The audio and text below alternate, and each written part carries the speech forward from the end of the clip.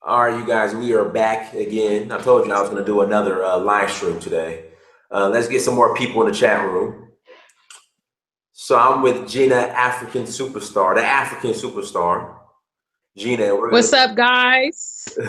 what's up? I'm here. This is my bro Dynas. He be making moves, help motivate me to get myself to Africa. So that's it's very beautiful, beautiful You know, thing. it means a lot when people, appreciate the videos and the photos and everything I'm documenting in regards to Africa, or people appreciate that and that motivates them to travel and go over there. That means a lot. I really appreciate it. Thank you so much. Yeah, man. As actually, when I was planning my first trip to Africa, I was Googling and I was YouTubing trying to find, some travel information, and that's how I crossed you. And I was really excited, like, wow, this brother, you know what I mean? And you talk about a lot of the things, a lot of the concepts that I support, which is, we need to be exploring, the motherland and establishing connections with people of color.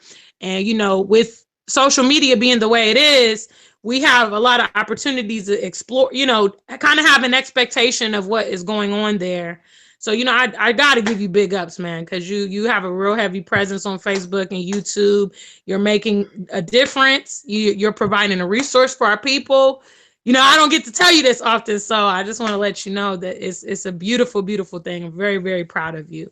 Man, I appreciate it. Thank you so much. Yeah, I yeah, really appreciate it. So, we're going to chop it up today on why both me and Jenna, why we're so happy when Black Americans get to visit Africa. I noticed you posted this on your Facebook page yeah, today, and I'm like, let me get her on, because I know we haven't really talked that much except for just email and yeah. Facebook. So I'm like, let me get you on, and we could really chop it up, and we could talk about your experience. You went to South Africa, right? Yeah, I went to South Africa and I went to Ghana. I And took Ghana, right? yeah. Yeah, I took a month long, vacation there. I went in South Africa. I spent 3 weeks. I went to Cape Town, Pretoria, and Johannesburg. Spent a week in each, and then Mm-hmm. I went to Ghana. I was in Accra, and I also went to the it's kind of a suburb, Tema, and I spent a week in Ghana as well. So it was a fantastic trip. It was just undescribable. And I was at first when I got there, Mm-hmm. Go ahead. I was a little upset because I'm like, I can't believe that we have not been privy to this information and we've not been given the exposure. Growing up in the U.S., our formal education does not teach us anything about Africa, any of the African nations, with the exception of Egypt, which they try to estrange from Africa. Um, so, when I got to South Africa, that was where I went first. It was just a vast, beautiful land. I couldn't believe the scenery, the mountains, the clear blue sky, the mostly black majority. It was incredible. Mm-hmm. So, yeah. So let me ask you this: Did you, when you look at Ghana, and then obviously you've experienced South Africa, Right. do you, as far as a authentic African experience, which country would you recommend, or would you Um, gave you more of a true African experience? I definitely, South Africa is one of the most developed African nations. So it kind of parallels with the lifestyle that we experience in the United States in terms of infrastructure and things like that. Um, I think as a first time person going to Africa, it does still offer an African experience by way of, the music, some of the tribal things that are available, the all black majority. But if you want to see like Africa in the raw, you know what I mean? If you want to see it kind of less tainted rather, or less influenced by the West, then you got to say that, Ghana is going to provide that, you know what I mean? But realistically, all the comforts that you may experience in South Africa or that you are accustomed to, you know, in the UK or America, you know, that quality may be different when you get to Ghana. So you have to be prepared for that. You know, I experienced some of that things, but I was aware of it. So it wasn't a big deal for me. But when I was there, I went last November. It was right before they had an election in December for a new president. Sure, in Ghana, right? You're talking about Ghana. In Ghana. Right, Yeah, in Ghana. Because I went to South Africa first, then I went to Ghana before I came back to the States. So, you know, I experienced like they have what they call doom soar, where, you know, because of the electrical grid and stuff like that, they will have lights on, light off. So some days, you know, the electricity is not on.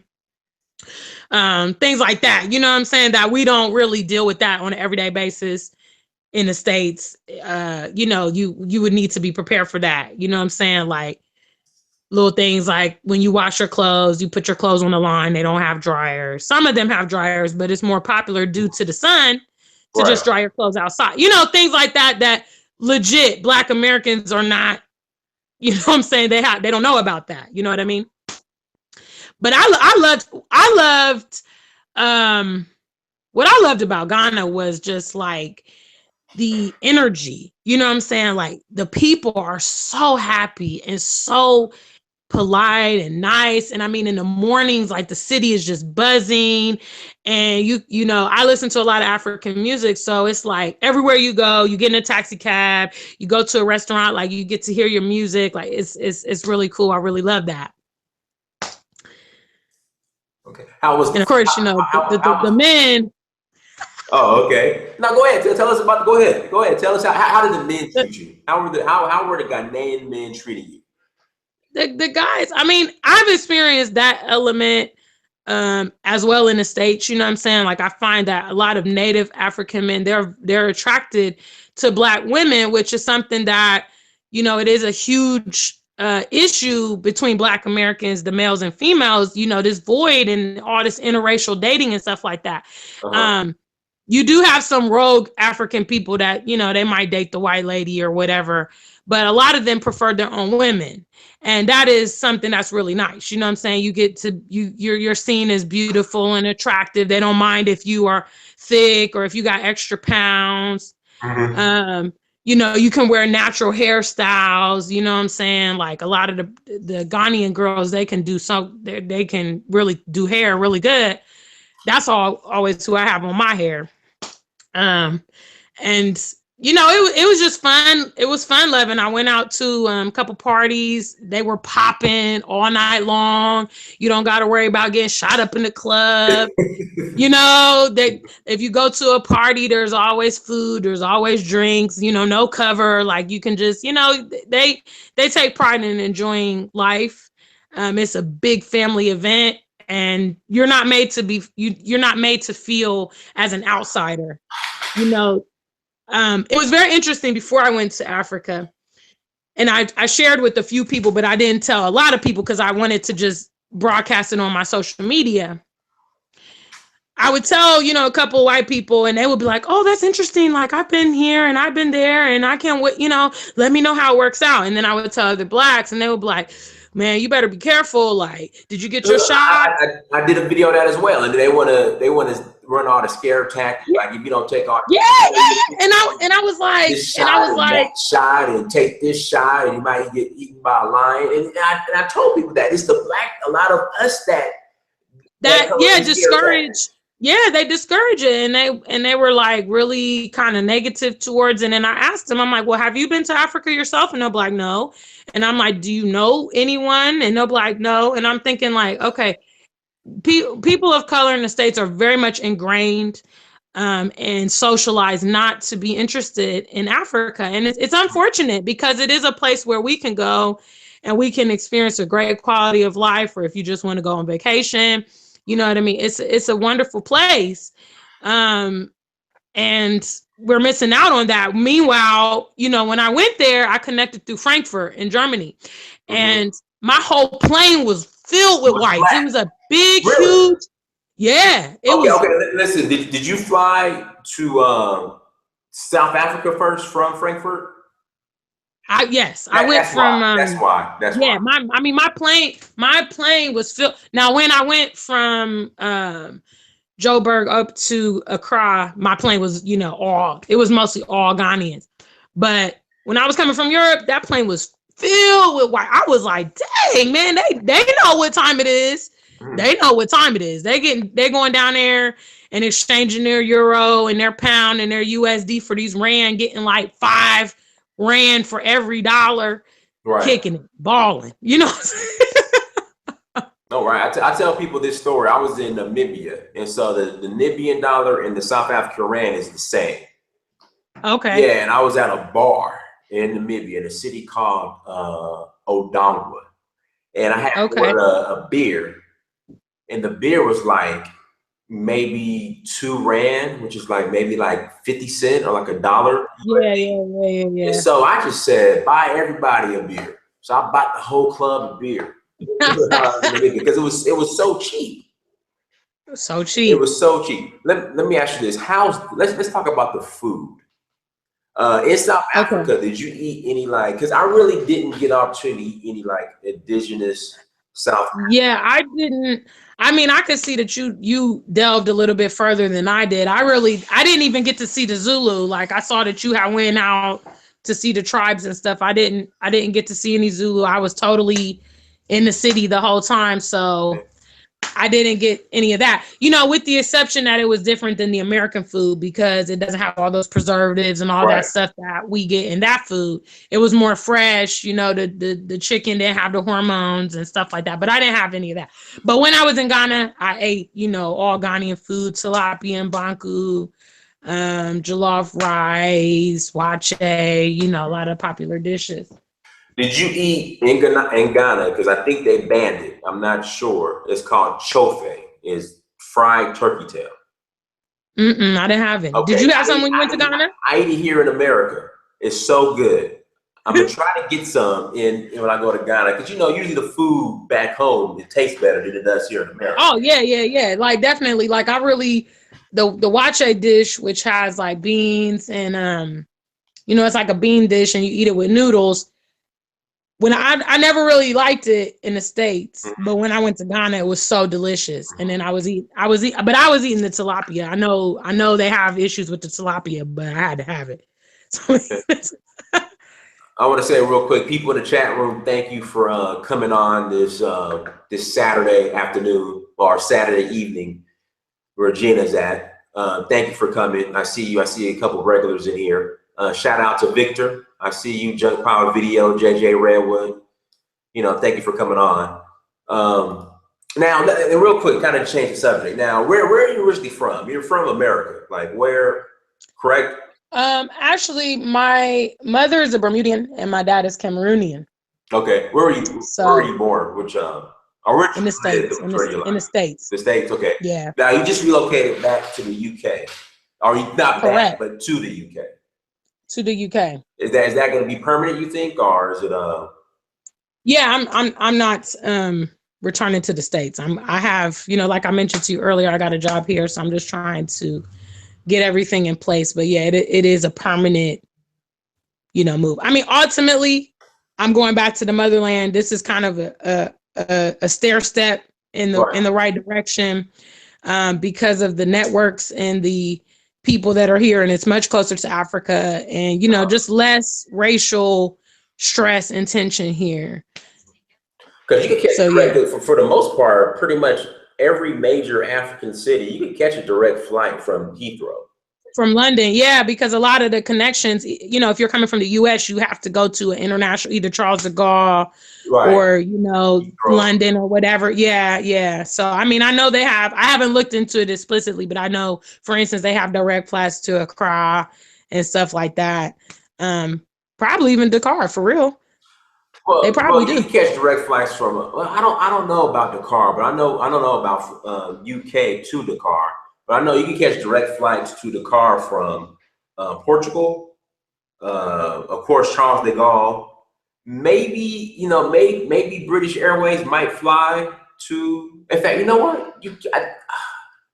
You might. I don't know because I would say. I don't know offhand.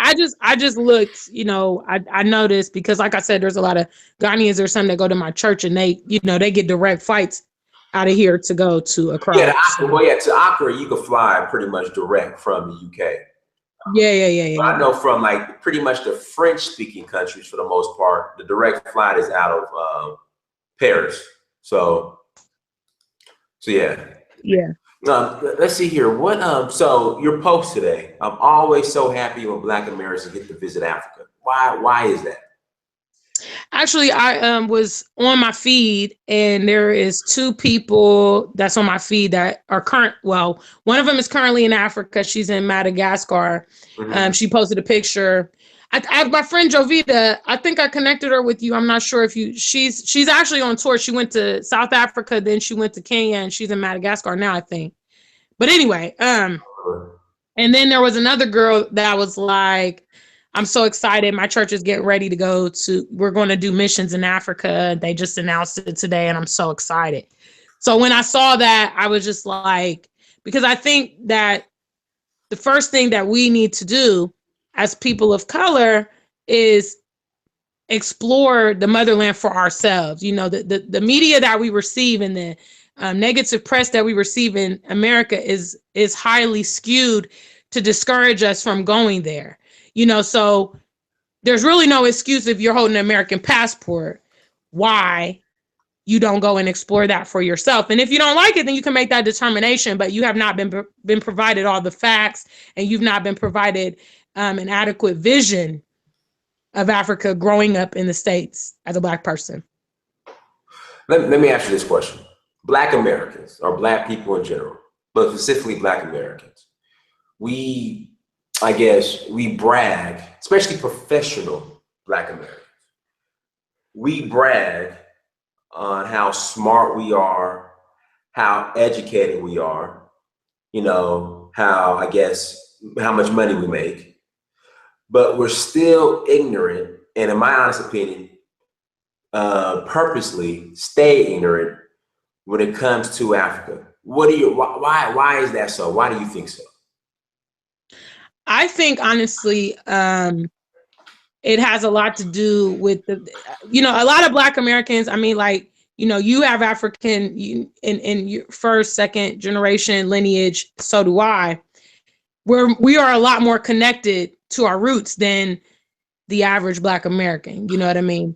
I think that because of the connotation of what Africa represents, they do not want to be associated with that. They feel that to be prosperous in American society requires them to assimilate to a certain level of, you know, they don't want that connection. They want to be more American than they want to be African, you know. And I think, you know, it just has a lot to do with the way that it is promoted and the way that it is reflected, because we don't really learn much about it. We don't learn much about it. You know what I mean? Growing up, it takes independent study, and a lot of people are not prepared to do that. But why, when you show them everything, like you can show them, you know, how beautiful Africa is, how there's not lions walking around the city ready to attack, you know, why do they still remain ignorant and will choose to go to Europe or even Asia over Africa? Why do you think so? They really are just brainwashed. You know what I mean? They think that those other destinations are going to be, you know, more promising than a vacation or a trip or exposure to Africa. That's what they think. And that's what they're continually shown. You know, when you see vacation brochures and stuff, you're going to see Big Ben, you're going to see the Eiffel Tower, you know, you're going to see the wall of China or whatever. You know, you're not going to see that massive Black statue, you know, of the Black man and his family. You know, right? Yeah, you know what I'm saying? Like, you're not going to see the incredible beauty of South Africa, the mountains, and you know what I mean? Like, you don't see that stuff. It's not promoted. I say a lot of people are independently promoting it, like you and I, that have an interest. But, you know, as far as business wise, you don't see commercials for African travel. You don't, you know, they don't pop up on the internet, you know, stuff like that. So as far as engaging possible tourists, especially Black tourists, do you think Africa can do a better job at that as far as marketing? Yeah, I think so. I mean, I've seen like things on YouTube. I've seen, they have like the African News Network and stuff where it's independent people trying to pull this thing together. But yeah, I mean, if there was a worldwide push or something like that, but of course, I think that the disconnection, is what they really want. They don't want us to unite, and they don't want us to begin doing trade back and forth and us collectively. That's what most foreign people do when they come to the West. They use their resources in the West to benefit their lifestyles at home. Right. People of color, they don't do that. And I think that's strategic because especially we are the lifeblood in the United States. We promote, we are behind the entertainment. We are the sports world. We are the fashion and the music. We although we're not really capitalizing off of that, we are the energy behind that. And actually, if we took our resources and went back home, who's going to, fuel the economy and do all this stuff? Not and then we also are huge consumers in the States. So they don't necessarily want us to build that bridge. And they, so that is why such a rift is put between, because, even in the States, you and I know, Black Americans and Native Africans, there's some static there. You know what I mean? I didn't experience that when I went back to Africa. You know what I'm saying? Everybody treated me, they were speaking language to me. They thought I was just another native like them. You know what I mean? So that whole, you're not a real, until you open your mouth. Yeah, but even then people were just like, oh wow, we so happy you're here. Tell your friends to come. You know what I mean? Like it was still love. I didn't have any negative experiences personally, when I was over there. So Andre Bermudez is asking, are you African? How would you answer that question if somebody asked you? Definitely. Yes, I consider I don't claim American. I be telling people here in the UK, like I'm not, that's not my thing. Mm-hmm. Victor said they thought he was Ghanaian too. And I did a video on that. Like everybody thinks that. Yeah, everybody thinks everywhere I went, they thought I was one of them until I opened my mouth. So and then after I opened my mouth, they thought I was either South African or Nigerian. And then I had to explain that I was from America. So yeah, so that's common. But let's get back to okay. Hold on just a moment, please. Go ahead. Okay, thank you. Hold on. Okay. She had to take a break. I guess she had to take a phone call. Jenna had to take a phone call. But people in the chat room, thank you for coming on. Make sure you like the video. Make sure you share the videos, please. Go into super chat, and give a free will offering. If not, please make sure you're sharing the page, liking the videos. I greatly appreciate it. But thank you for coming on this Saturday afternoon. You guys could be watching college football, but instead you guys decided to spend the time with me.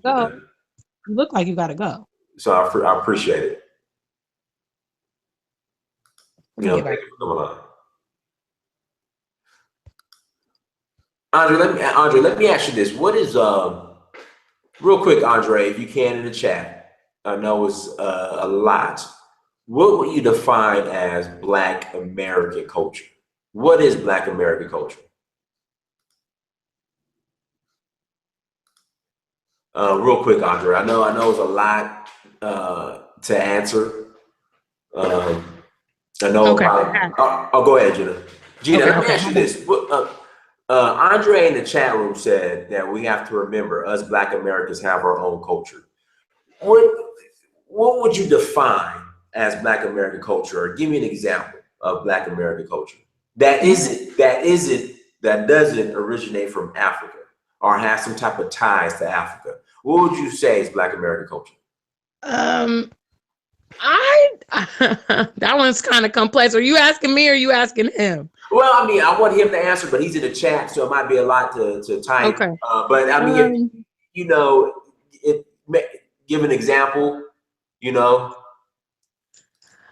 um, I don't know, because honestly, I find that the unity between Black Americans is not there. You know what I mean? So I don't really feel like there's a clearly defined Black American culture, and I do feel like a lot of those things are negative stereotypes. You know Right, what I mean? exactly. Negative stereotypes. Yeah, So, and a lot of that is negative stereotypes. You know, you have the sister girl, Black girl with the attitude. You got the gang banging thug with all the tattoos or whatever, or the rapper, or the football player, or the basketball player. You know, it's not really positive. Like, okay, for instance, when you go to South Africa, you're going to see the Zulu, you know what I'm saying? Or you go to Ghana, you're going to see the Ashanti tribe, or they wear kente. Or, if you go to Nigeria, you know what I'm saying, you got the Yoruba and the Igbo. You know what I mean? It's right. more clearly defined.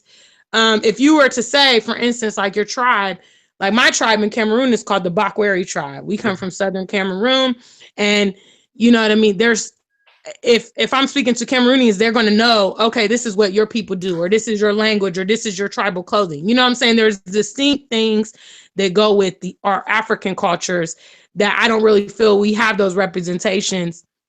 If I tell you, oh, I'm living in Ohio, and you say, oh, I'm living in Atlanta, there's nothing distinctly about those places that we could say that's part of your tribe. You know what I'm saying? Like, but that's just my opinion. I can't see what your friend is writing, so but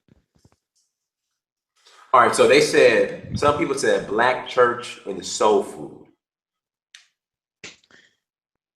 Mm, I mean, yeah.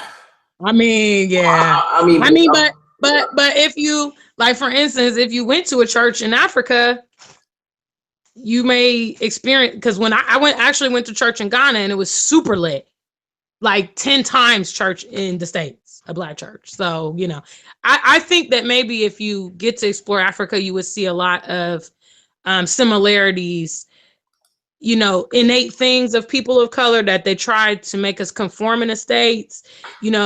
Our love for bright and flamboyant colors. We are very expressive people, creative people. You see that, you can experience that with people that you don't even share the same language with. So to me, that would be an innate cultural thing that, you weren't even aware that was something from your root. But once you got exposure, you realize, you know what I mean? okay, and then Turkey said there's no Black American culture. All we do is emulate Caucasians. There you go. There you go. I would have to, I would. But see, the thing is, like, I'm glad we can have this dialogue. Usually, if you have this with other Black Americans, they get very defensive Right. when this subject is brought up, because naturally, I mean, if you're born in a place, you live in a place, you want to feel like that is, your home. But the reality is, we experience a lot of friction in the United States, professionally, socially, romantically. That these, some of the answers, if you go back home, they can be resolved. You know what I mean? But we don't even know that. We live in stress and we live in friction our entire lives in the United States, and we just think that's normal, and that's not normal.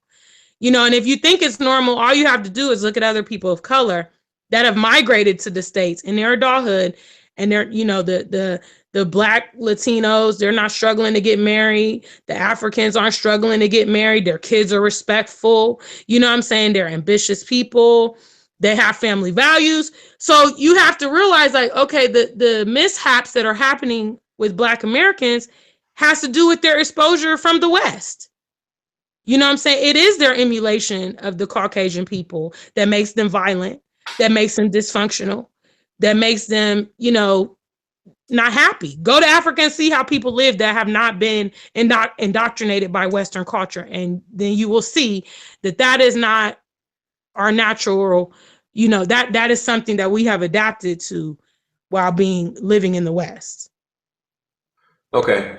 Somebody in the chat, JJ Redwood, shout out to JJ. He said, I don't think soul food is good food, but it's something we all know about, practice, and pass down.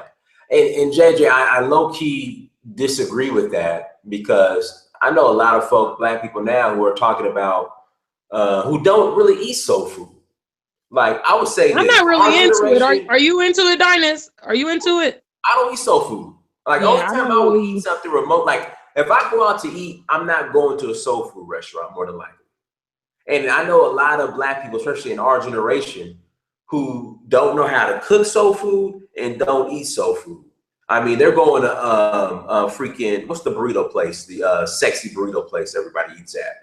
What, Chipotle? Chipotle, Whole Foods. Are they going vegan, vegetarian? So, like, I don't, in our generation, millennials, I guess, I don't see a lot of us embracing soul food. Yeah. You know, I don't. And then some people might say hip hop, but then you have a lot of black people in hip hop who've completely sold it out and will tell you that hip hop is not Man. black culture, that it's the culture. So anybody that And embraces hip and hop and is part of hip hop. So and again, you know, what is black American culture? hip hop started as a vehicle, you know, to express some of the social injustice that we were experiencing, but now it only fuels, you know, the stereotypes. You, like you said, these people, they're like puppets. They're puppets out there, and they are influencing our people to do negative things and live an unhealthy lifestyle. You know what I mean? So, I mean, I don't really want that reflection. And as someone that used to work in the corporate environment, I worked in banking for a long time for JP Morgan Chase. I was one of those people that had to deal with those stereotypes and did not perpetuate those stereotypes at all because that was the expectation.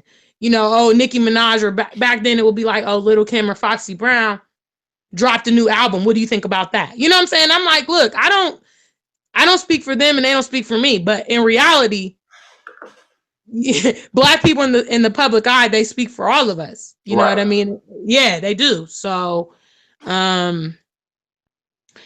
I would just have to encourage them, you know, people here that's on here. Again, I can't see everybody that's on here, but I would really, really encourage you to make some journey at some point to check out the motherland. There's so many different aspects, whatever you are looking forward to experience. You know me, I'm a West African, so that's where my roots are, and that's where I love to go. But I did enjoy South Africa, and I'm planning to go to the East is my next journey. And you know, go check it out before you knock it. You know what I'm saying? If you happen to go and you ain't feeling it, that's cool. At least you had the experience, and at least you can speak from your experience and not off stereotypes of what you've heard and, you know, stuff like that. You would probably be shocked about the real Africa, the mansions, and, you know, how people are living, and, you know, how nice people are, how beautiful people are. You know, it's powerful how wonderful the weather is. Like, they never have winter in some places in Africa. Like Ghana, they don't even set their clocks back because it's like that all year long. Mm-hmm. You know, so it's really interesting. You know, so. Mowitwa Sika Buba says South Africa is not Africa; it's too Western. What are your thoughts on that? I low key somewhat disagree. I mean, agree.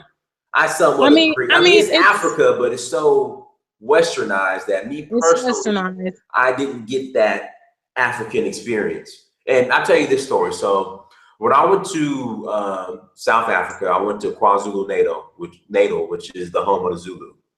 So I told my guide specifically, I want to meet the indigenous, I want to visit the Zulu. Like, I want to spend time with the Zulu. He said, okay. So he takes me to this place called Shakaland. And I'm looking, I'm like, this is like a movie set, which it was. It was a movie set when they shot the movie Shaka Zulu. It's like got actors and stuff. Exactly. So I pull up. You know, because again, when they see me in Africa, they don't know, you know, I'm a Black American. They think I'm, you know, an African. So I remember we pull up, I get out the car. There's three brothers sitting out front, literally, dressed like, for the most part, we'll say Western clothing, which is whatever. So they had on polo shirts, skinny jeans, and shoes. So I get out the car, we're walking up. My guy starts speaking in Zulu. They go, run to the back, come back out, and they have on their Zulu clothes. And so then they show me around and they perform. But it's just that indigenous Zulu. Like when I go to Kenya, you know, you still have the Maasai that live like Maasai. Yeah. You had the Himba. I seen you with the Dogon. Dogon, same thing. Yeah. You know, with the Dogon. But it's just in South Africa, in my honest opinion, I know a lot of South Africans get offended when I say this. I don't think you could really get a true, authentic African experience in South Africa. That's my honest opinion. And some people get upset. It's a beautiful country, absolutely beautiful. Cape Town was gorgeous, but that's just my honest opinion in regard. But how do you feel about that? Am I? I mean, I think. Am I exaggerating or? No, I mean, I think that's the struggle that happens, you know, as the Western exposure. I mean, obviously we know that, well, everybody may not know the history of South Africa, but, you know, once it was another country colonized by the British, they had a presence there for a long time. And, you know, they built up the country in addition to that. And, you know, that's where all of that comes from. So I think that's, I mean, naturally, that's the struggle as, you know, modern comes into the country, you know what I mean? Because quite frankly, I can't speak of the other countries, but, you know, the same infrastructure and all of that stuff is not in Ghana. You know, once Ghana gained their independence, they didn't have anything else going on with the England. So they have not developed in the same way as South Africa. I mean, who's to say it wouldn't happen? You know, where I used to live in Ohio, in Columbus, which is the capital, it used to be a big agricultural place. Mm-hmm. But as the city began to grow and the population began to grow, you know, then, you know, the city expanded. So now, you know, the farmlands are further and further away where they used to be, you know, a more commonplace thing in Columbus. So I mean, I think that's going to happen. I think it would undoubtedly happen all around Africa, as, you know, the Chinese are bringing a lot of infrastructure and stuff like that to some of the countries as they encroach and, you know, take advantage of, you know, the country. So, you know, probably 10, 15, 20 years from now, because when I was actually in Ghana and I went to Tema, like I said, a suburb, I saw a complex with the big Chinese characters on it, you know, and it was kind of like dark out where I was at, but they had built this complex, you know, and they had like a fried chicken shop in there, and you go in there and it's Chinese people running it. Mm-hmm. And they had a hair store, you know what I'm saying? So as they come, that stuff is going to be able to happen. But I still feel like it is Africa. We can't estrange it. Right. You know, exactly. It's just like if you go to Egypt, you're going to see all those, you know, Arab people and Muslim people or whatever. Right. But you know what I'm saying? Like, it's still on the continent. You know what I'm saying? It's still legitimately an African country. So I feel like we can't necessarily take that. Every place is not going to be the same. Right. So, you know, it is what it is. No, I agree. Let's see if we got any more questions in the chat room. Yeah, man, I hate to rush off, but I could do like one more. Okay, no, that's cool. No, thank you for coming on. We'll do, does anybody, in fact, we'll just do this. Let me see if there's any more questions. If not, we can. If not, we can do a part 2, and you know. Yeah, well, let's do this, Gina. Go ahead and close out. Do this. Last question. Tell people what your tag name or your brand, African Superstar. Tell people about that. Okay, so you guys, I am the African Superstar. My name is Gina Ifoe. You can find me. I have YouTube. I have Instagram under the African Superstar, and also Facebook pages and all that stuff. My surname is Effoe. So most American people are going to look at it and say Ifo, but it's pronounced Ifoe. And pretty much what it is that I do. You know, my dream is to be a speaker. I do speaking engagements. I also shoot and edit my own motivational videos, which are available on Facebook under the African Superstar page. And I'm just very passionate of connecting Black Americans to Native Africans. That is kind of the core of what I do. I want to provide them exposure. I want to provide them encouragement, from someone that they can relate to. So, that's what I do. I'm always, if you're on my Facebook page, both Dynas and I, we're always talking about, encouraging our people to get exposed to Africa. We've both traveled. He's far more traveled than I am, but we are trying to do that and independently doing that because we care. And we want to make an impact. That's definitely very, very important to me. When I was in South Africa, that's something that I loved was I went around to some of the Nelson Mandela statues and I was so proud of him. They have him in beautiful gardens in front of, important buildings. And I thought to myself, like, this man was able to make such an impact on his country and he was locked up for like 20 years unjustly, so what are we doing? You know what I mean? We need to be doing what we can to contribute, you know what I mean? To leave an impact. People that don't know Nelson, 50 years from now can look at his statue and know that man was, important and significant. And so that's very important to me. You know what I mean? So check me out on Instagram. I do daily motivation. It's called J Morning Motivation. You can just look, that's the hashtag J Morning Motivation or hashtag African Superstar with a K, not a C. And you can, find me and get up with me or whatever. So. All right, cool, perfect. And everybody, thank you for joining us. Like I said, you could be watching college football, but you decided to come in join us on this live stream.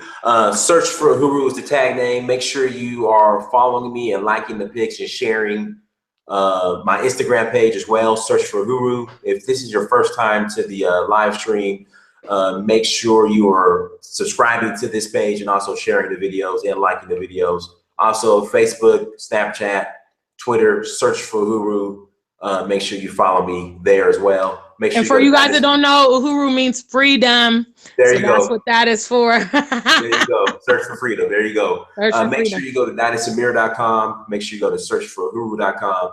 And then also make sure you go to amazon.com, search your name, Dynas Amir. I've written several books, so please support and buy one. Dynas Amir, the Kaftan Don. I don't have my Kaftan Don. My Kaftan on today, but I have my One Africa shirt with the it's peeling because I just put it in the dryer too much shirt on. So make sure you guys tune in next time. African Superstar, Gina, thank you for coming on. I appreciate it. Man, one love, bro. Thanks for having me. I really appreciate it. Big shout outs to everybody on today. I hope that we enlighten you and got some new knowledge to you. All right, family. Till next time. Peace. All right, man. Take care. Thanks a lot. I appreciate it. No problem. Peace. All right, man.